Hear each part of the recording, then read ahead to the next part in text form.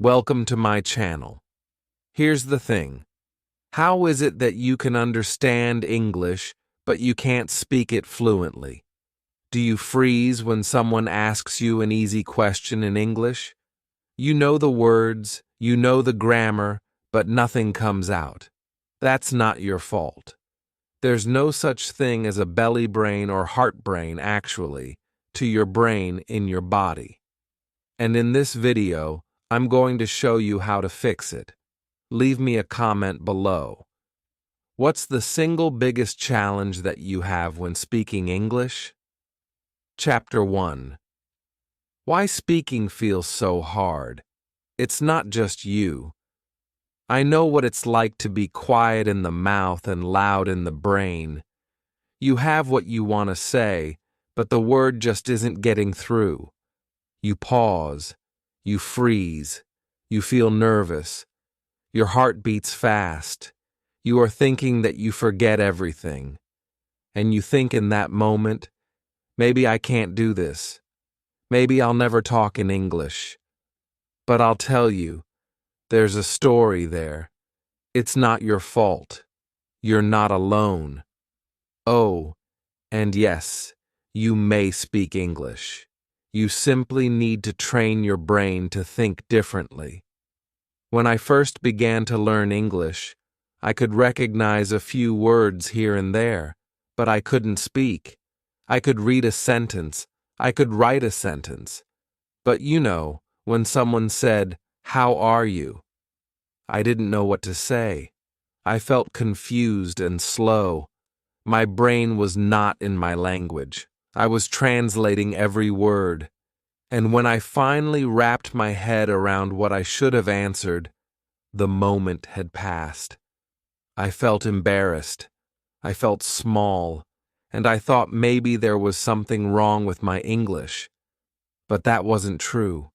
I was just never taught to talk. We are taught to read and to write in our schools. They give us grammar books. They make us memorize rules, but they don't teach us how to speak. Speaking is different. Speaking is fast. Speaking is real. Speaking is life. You don't have the luxury of thinking about every rule. You don't have the luxury of the perfect word. You do have to say something now, but your brain is scared. It needs everything to be right. It wants you to be perfect. And that's the problem. Most of the learners are scared to speak up and commit errors. They believe they will be laughed at if they are not. They're worried they will appear ridiculous. So they stay quiet. They hold out until they're ready. But the reality is, you're never going to feel ready if you don't speak. Your brain learns to speak by speaking, not by waiting, not by only thinking, but instead by repeating the words. The first time I attempted to speak English to a stranger, I was in a shop. I wanted to buy a book. I knew the word book. I could think of the sentence, "I want this." But when I spied the shopkeeper, I got frightened. I forgot everything. I just pointed. He smiled and handed me the book. I felt bad. I wanted to speak. I wanted to use my words. I went home and cried a bit, but that moment changed me. I told myself, next time I'll say it. And I did. The next time I managed to say one sentence. The next time I said two. My words were not perfect. My grammar had mistakes, but I was speaking. And that's what matters. Because when you speak a foreign language, your brain speeds up. With each attempt, you've made your fear smaller. When you say something out loud, you get more conviction. Let me tell you one big truth. You don't need impeccable grammar to speak English. You don't need a large vocabulary. You don't have to sound like a native. You just need to speak. Just one little sentence can be a blast. Even, "How are you?" is a victory. So is, "My name is Allie." Your brain learns through repetition. The more you talk, the more your brain registers English as normal. So if you get stuck, if you get shy, if you feel like your own mouth won't work, just know you're not alone. Many people feel this way. It's not that you suck at English. What it means is that your brain needs training. The good news is you can train it. You can change it. And it is together that we will do that in the coming chapters. From now on, I want you to make me one promise. Don't look for the right moment. Not feeling like whispering to someone who speaks to you first. Start speaking now, even if it's only to yourself, even if it's just one word, because that little word would make a big change. Your English brain is holding. Let's wake it up. Let's train it. Chapter 2: How the Brain Learns to Speak. Your brain is amazing. It can learn anything. It just requires the proper method. When you were a baby, you didn't learn any grammar. You didn't use a textbook. You listened. You copied. You made sounds. And gradually, you began speaking. One word, then two, then full sentences. You made mistakes. But your parents were still smiling. They clapped. They encouraged you. That's how you acquired your first language naturally, not by thinking, but by doing. And this is how your brain likes to learn English as well. But now, plenty of learners try to learn a different way. They read big grammar books. They are making long lists of vocabulary. They attempt to memorize 50 of them in a day.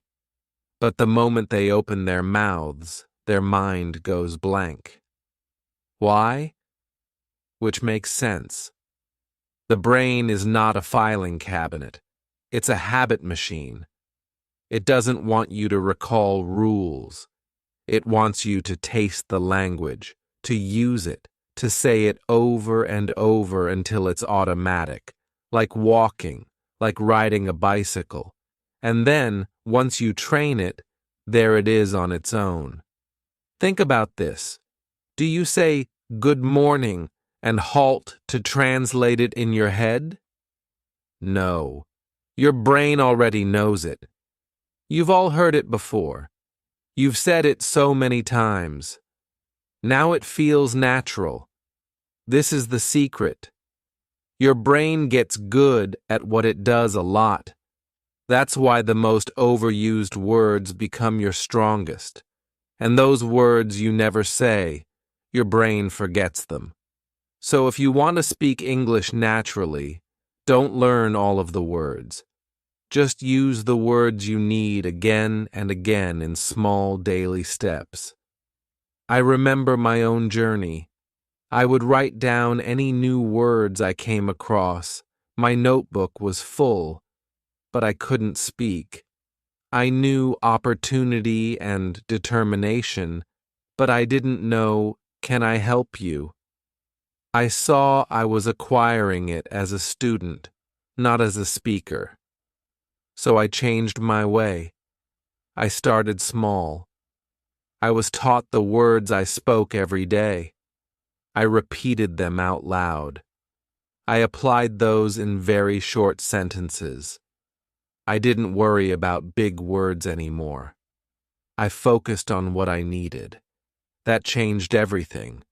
The brain loves patterns. It listens. It copies. It makes connections.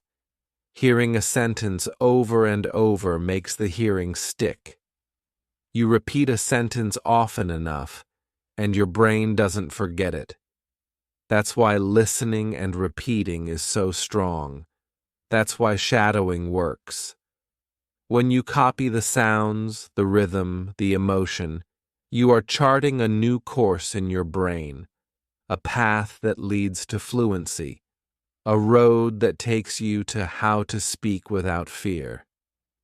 Your brain is also very fond of feelings. If it makes you laugh or cry, you remember it longer. That's why boring classes don't work. That's the reason English at school does not last. But if you see a funny video or a sad story, you know it word for word. Use this. Learn English with something that is close to your heart. A song, a cartoon, a podcast, a short story. Let the language sink into your brain.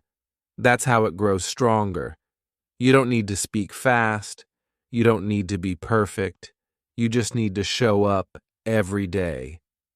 A little speaking, a little listening, a little thinking in English. That's the way your brain is going to begin to flip. Transitions from learning mode to speaking mode, from sluggish to speed of light translation. You will not even notice it. One day you'll just open your mouth and say something, and it will occur to you. That wasn't a translation. I just said it. That's the moment we are working toward. So don't worry if it's slow. Don't worry if you forget. Each time you open your mouth, you're working your brain out.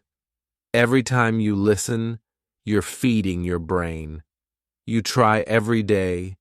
You are constructing something solid. Trust your brain. It wants to help you, but you have to train it as if it's a muscle, gently, daily, joyfully. Let's keep going. In the next chapter, I will tell you how to create the habit of speaking. Even if you are completely by yourself, no teacher, no friend, nothing but you, your voice, and a fresh English brain, ready for the taking. Chapter 3. Build your speaking habit, even if you're alone. I used to believe I needed a teacher to say English things. I thought I needed a partner, someone to talk to, someone to practice with. But most days I was alone. No teacher, no class, no friend to speak with. I felt stuck. I yearned to talk, but there was no one to listen. I almost gave up. But then I had a new idea. What if I were provided for and I didn't need anyone else? What if I could train myself? So I started small. I looked in the mirror. I said, "Hello." Then I said, "How are you?" I smiled at myself. At first, I felt silly. It felt odd to speak to a mirror, but slowly it became normal. I made it a habit.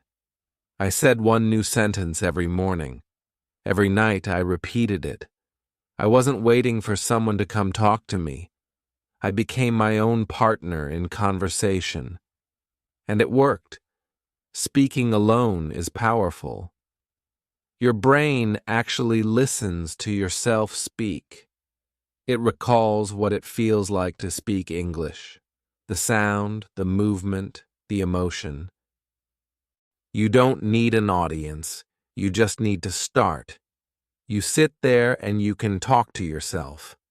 When you cook, when you walk, when you look in the mirror, just say something, even one sentence. I am going to the kitchen. I like this shirt. Today is sunny. The little things make a big difference. I also used my phone.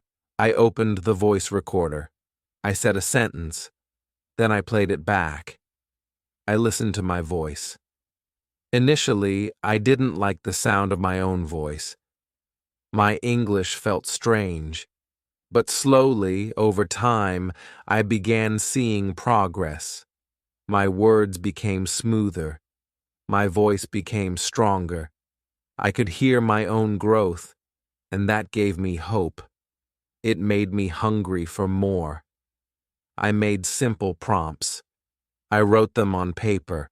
Things like, Tell how your day went. Write about your favorite food. What do you do on weekends? I answered out loud. I didn't think too much. I didn't try to be perfect. I just spoke. One sentence, then two, then more. The more I talked, I realized that it just felt natural. My mind began to comprehend. This is normal now. That's how habits begin. There were hard days, days when I couldn't speak up, days when I was tired or shy. But I made a rule. Just one sentence a day. That's all. No pressure, no stress, just one. And all but one day I wanted to say more. After that first sentence, I enjoyed it. I felt free. I wasn't afraid to screw up because no one was watching. No one was judging. It was just me and my voice. I also talked to objects. Yes, objects. My cup, my book, my pen. I would say, this is a cup. The cup is red. I drink tea from this cup. It's silly, but it works. The point, you see, is not to get this all perfect. The goal is to speak, to use English in real life. And real life begins in your room, with your things, with your daily habits. Don't be sad if you're alone. Stop waiting for someone to save you. You have everything you need. You have your voice. You have your mind. You have the will to learn. Speak out loud. Talk to yourself. Record your voice. Make it a habit. One small step every day. That's how big changes occur. And one more thing, know that fluency is not magic. It is not a gift. It is a habit, a daily practice. Don't make a big promise to yourself.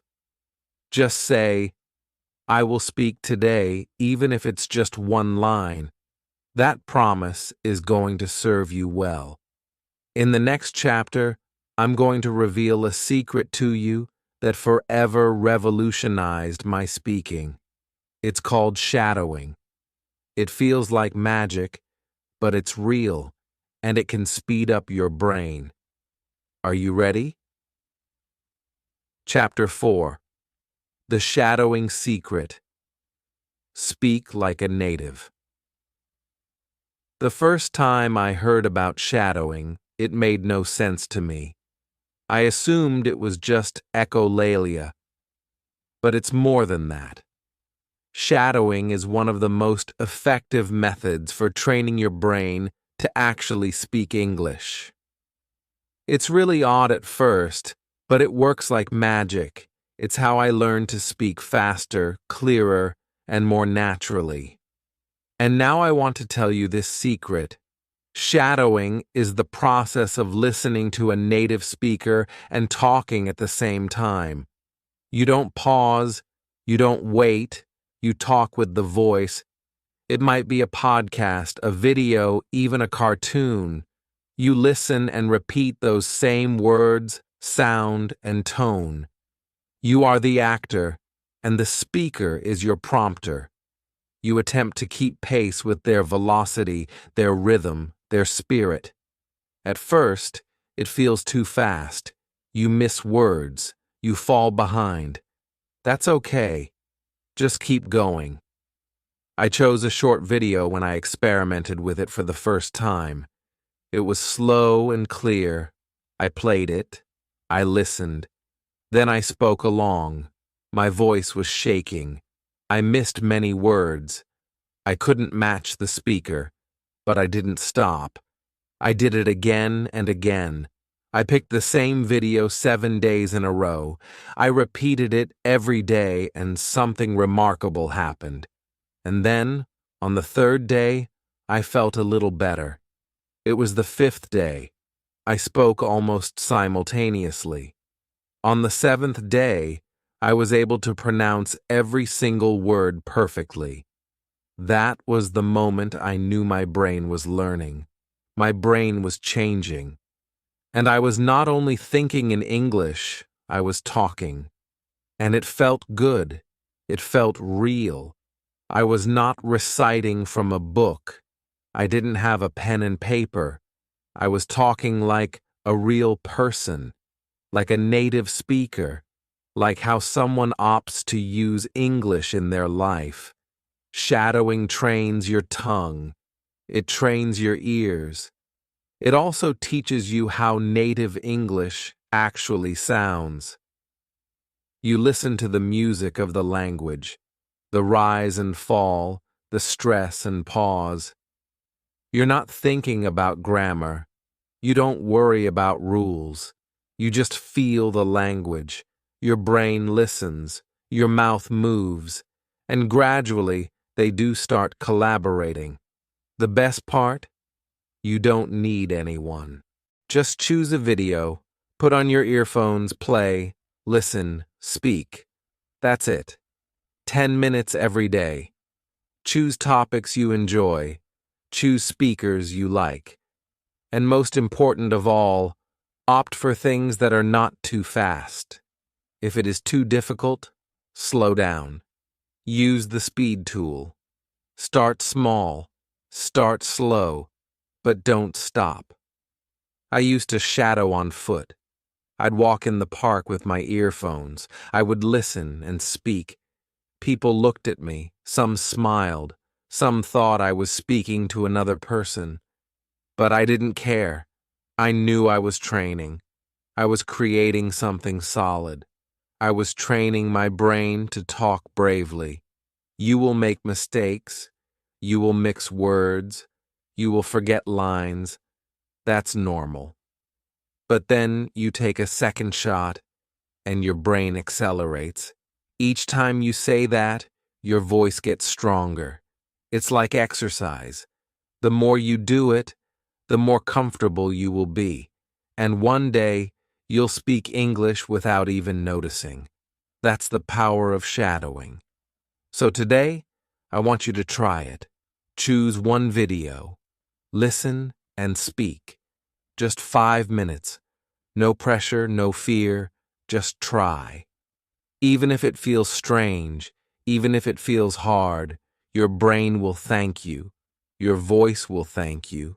Your future self will be grateful. And in the next chapter, we're going to go a step further.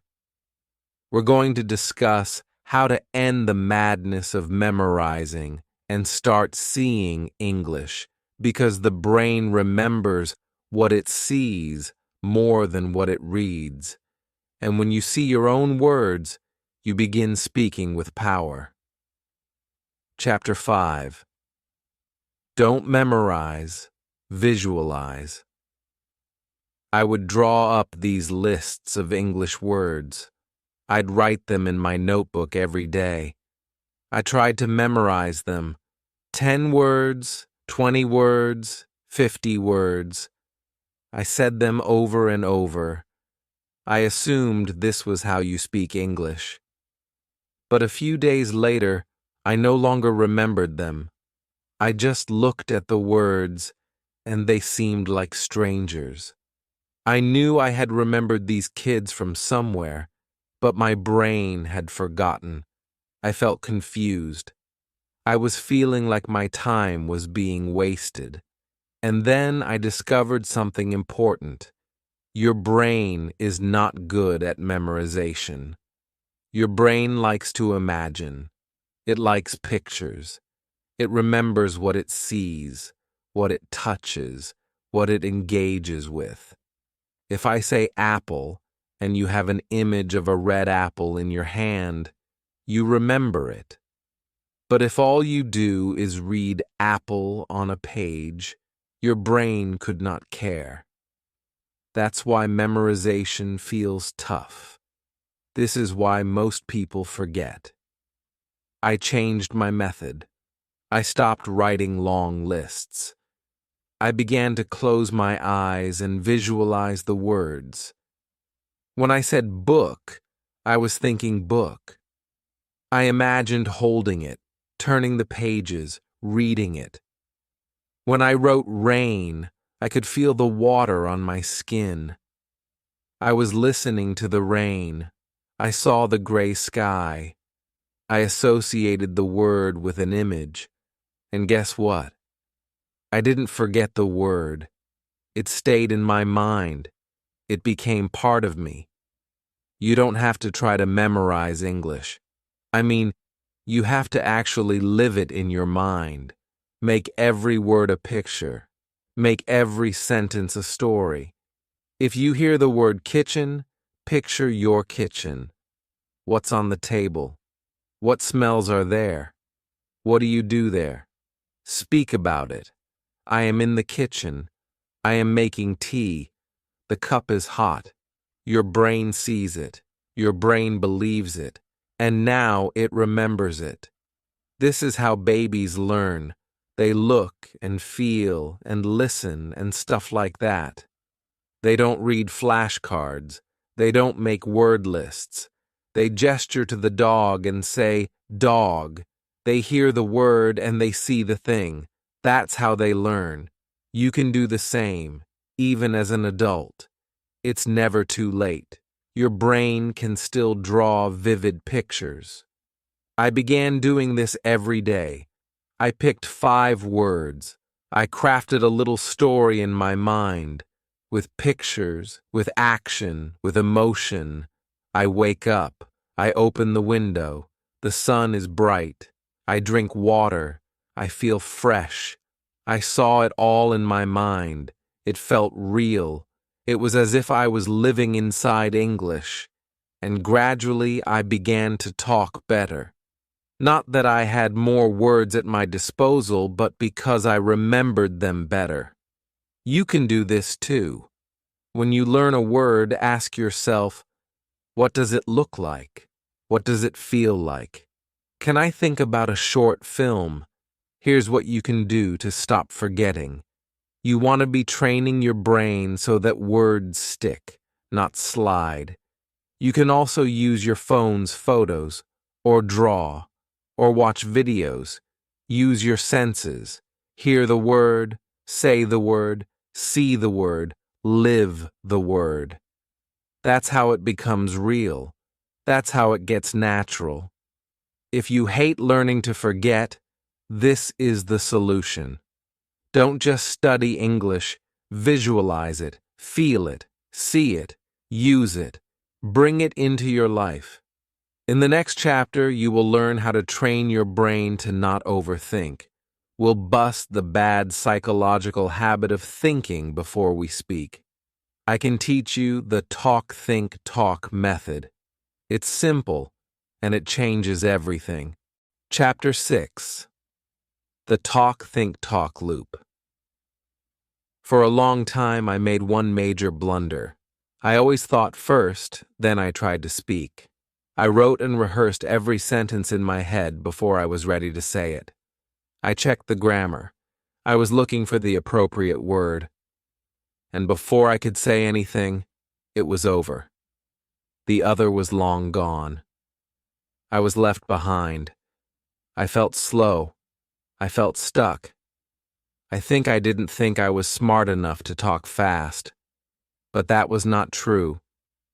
The problem, it turned out, was my habit.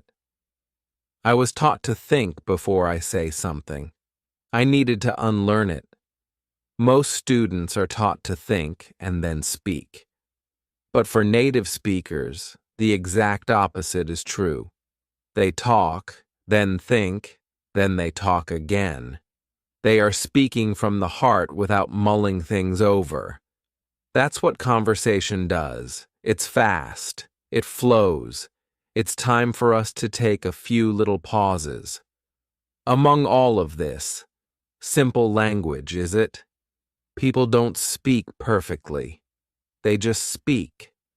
And that is the lesson I needed to learn. I had to build a new loop in my brain. I have called it talk, think, talk. The idea is simple. First, you speak. Then you pause to think. Then you speak again. You don't hold off until the entire sentence is just right. You just begin. You say something small, like, I want to, You pause. Your brain catches up. Then you go on. I'm hungry. And perhaps later, you tack on others. I want to eat rice today. That's just how human speech goes. It's not one perfect line. It's built step by step. I began doing this every day. I allowed myself to not achieve perfection. I said small things. I go shop. Then I paused. I thought, I go to the shop. Then more. I go to the shop to get bread. I did not judge myself. I just talked. Then I thought. Then I talked more. My speaking became natural. My brain stopped freezing. The fear began to disappear. This loop functions by decreasing pressure. When you think too much before you speak, you brain yourself. You feel nervous. You try to be perfect, and that slows you down. But when you talk first, even if it's not all that eloquent, your brain preps itself. It starts to move. It starts to find words. And once it's on, it is nonstop.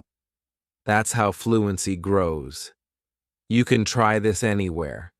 Talk to yourself. Say anything. Start with small lines. I like, pause.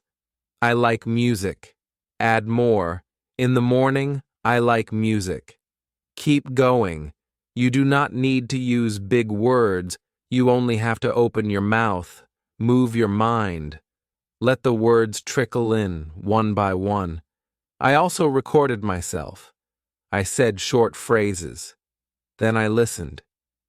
Each time, I got a little bit better. I didn't get off track after one mistake. I just tried again. Sometimes, I used a timer. I allowed myself 30 seconds to speak about a single topic. I didn't plan. I just spoke. I used the words I knew. And each time, I was a little less nervous. Your aim is not to learn it 100%. Your target is how English feels. Forget the touch for now. Your objective is to keep the conversation flowing, even if it's slow, even if it's simple. You can say, I don't know the word. Let me think. Those are genuine English expressions. Use them. They buy you time. They keep you in the know. Remember, talk first, then think, then talk again. It's this loop that trains your brain to remain addicted. It keeps you speaking. It stops the silence. It gives you rhythm. And soon enough, you will notice. You're going to start talking more. You're thinking less. And your sentences are welling up, spooling out. In the next chapter, we will talk about something that worries many students: errors. But I'm going to show you the truth. Mistakes are not your enemy. They are your best teacher. And when you do change how you feel about them, your English will progress faster than ever before. Chapter 7. Mistakes are tools, not failures. I used to be terrible at making errors. Every time I made one, I felt like a little tiny person. I felt like I failed. I wanted to hide. I wanted to be invisible. I was like, if I trip, people are going to laugh. They will think I'm stupid. They'll offer me the correction in an impolite manner. So I stopped speaking. I stayed quiet. I waited until I was speaking perfectly, but that day never came. It only got more and more difficult the longer I waited. I was stuck. But then something happened. I was talking to a friend. I said a sentence. I said it wrong. I used the wrong verb. I saw her smile. Not even in a bad way. In a nice way. She corrected me gently. She said, It's okay. You're learning. Try again. I did. And I said it right. That tiny instant altered everything. There was one huge truth I realized. When you make mistakes, it doesn't mean you're finished. They are the beginning. You can't learn how to speak English without speaking it wrong. It's not possible. When an infant learns to walk, it falls again and again. It's not like anyone says, "You are a bad walker." We smile, we clap, we cheer, we say, "Try again." So why do we beat ourselves up when we speak English? Why is it that we believe if we mess up once, we suck at it? Mistakes are not failures. They are signs of progress. They reveal that you're making an effort, that you are brave, that you are up to something new. Every time you are wrong, it is telling your brain, "This part, I need to learn this part better." And the brain listens. It fixes it next time. It becomes stronger. I remember writing, "I go to school." Someone laughed. I felt sad, but I found out later it should be, "I went to school." That error ensured that I always knew the right word. Had I never missed it, I may never have realized it. That mistake was my teacher. That was an error that led me to progress. If you would like to train your brain to speak English fluently, you have to accept mistakes. You must welcome them. Smile when you make them. Learn from them. Speak again. That is how fluency is built, not by being perfect, but by being fearless.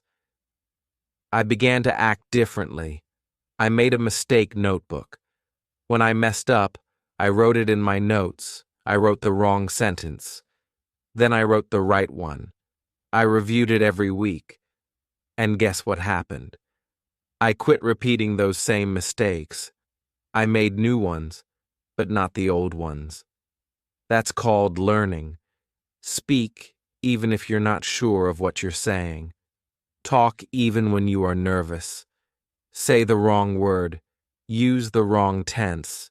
It doesn't matter, because the more you talk, the better you get. You don't need perfect English to talk. You need courage. You need honesty. You need action. Those who can learn quickly are not the smartest. They're the ones who try hardest. They make the most mistakes. They laugh at themselves. They grow. You can be that person too. So don't hide from mistakes. Don't run from them. Run toward them. Every mistake I make is a step forward. You tell yourself. You say, "Mistakes are my friends," because they are. We will go further into your heart from here. I'll demonstrate how talking about your actual feelings, not the canned lines you hear, can transform how you speak. When you are speaking from your heart, your words arrive more quickly, more naturally, more powerfully. Let's unlock that next. Chapter 8. Emotional Practice. Speak what you feel. When I began speaking English, I learned what most lines do. "Hello, how are you? My name is Alex." These were easy. I practiced them many times. But after that, I was at a loss for words. I didn't know how to put into words what I was really feeling. I wanted to say, "I am nervous today." "I am happy because I have passed my exam." But sentences like those, they didn't come out. I was stuck again, not because I couldn't find words, but the problem is, I didn't know how to speak from the heart. Eventually, one day, my friend said to me, How are you feeling today? I wanted to say, I'm tired. I wasn't sleeping well last night, but I couldn't. I said, I'm fine. It was not true. I didn't feel fine, but I didn't know how to express my actual feelings, and I realized something crucial in that moment. To speak English, it is not enough to know the grammar or the rules. It's also about emotions, real emotions. The human brain remembers better when it feels something. When you express what you feel, it stays in your heart. You don't forget them. If you are sad, say it. I feel sad today. If you are excited, say it. I'm looking forward to the weekend. These are not large, hard sentences. They are simple, but they are true. And when you tell the truth, you talk in your natural voice. I began doing this daily. I looked at myself in the mirror and wondered, how am I feeling? I answered in English. Some days I said, I feel fine. Some days I'd say, I'm feeling tired.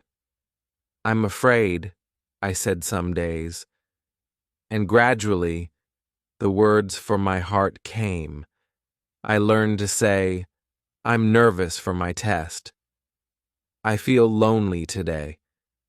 And then something remarkable happened. My English began to come alive. Alive. Not just words, but my words. You can do this too. Be more interesting than the weather. I like apples. Say how you feel. Start small. Try. Music makes me feel happy. Or, I'm angry when people do not listen to me. These are honest sentences. Your brain latches on to them, and the words are true, because they are easy to say.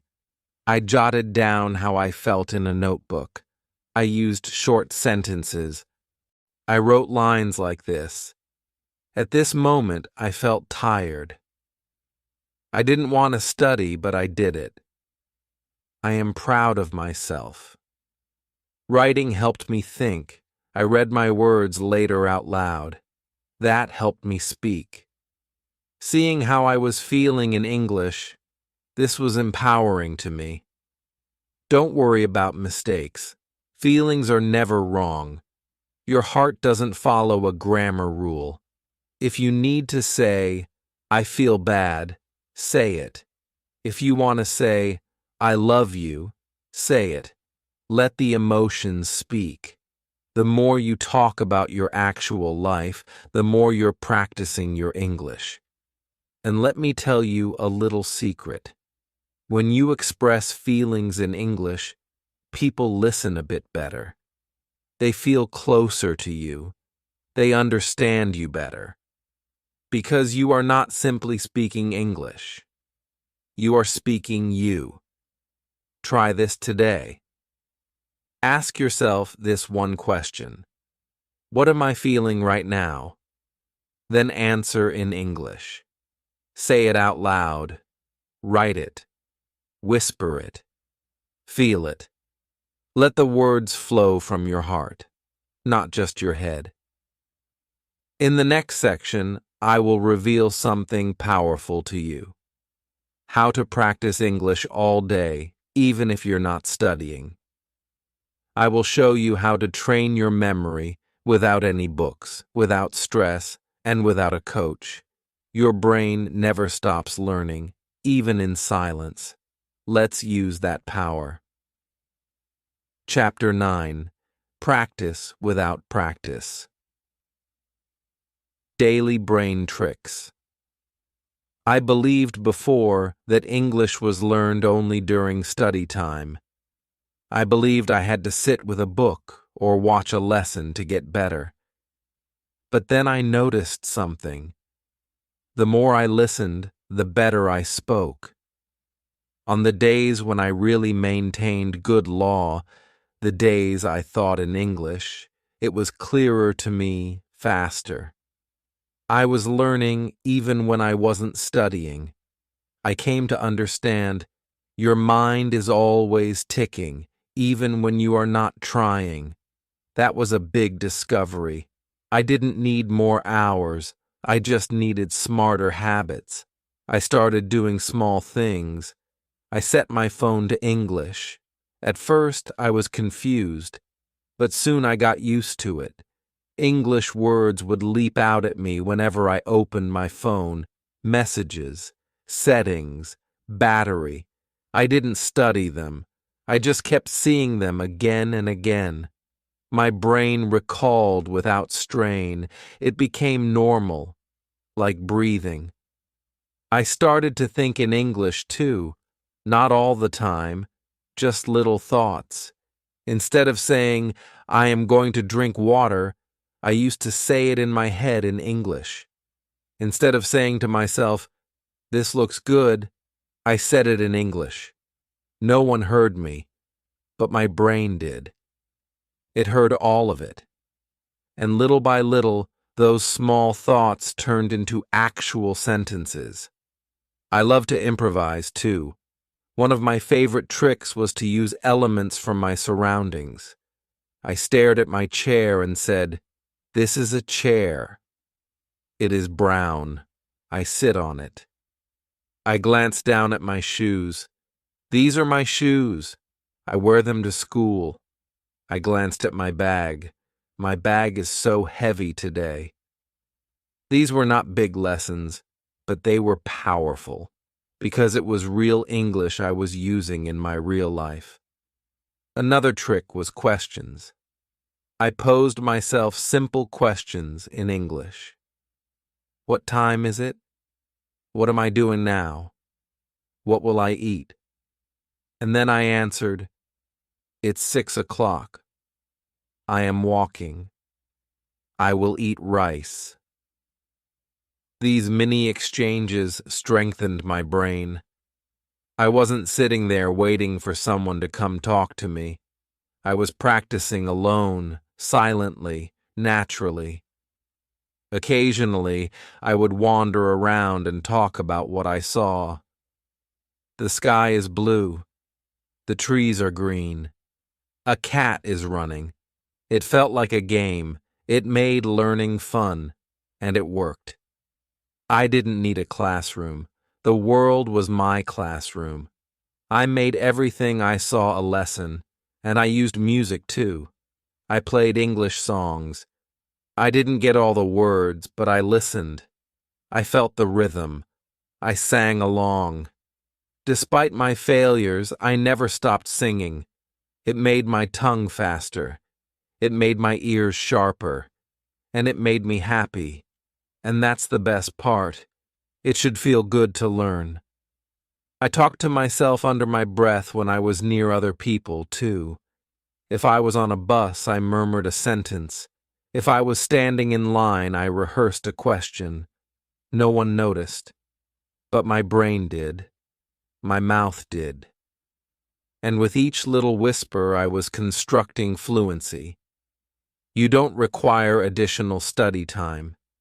You need more English moments.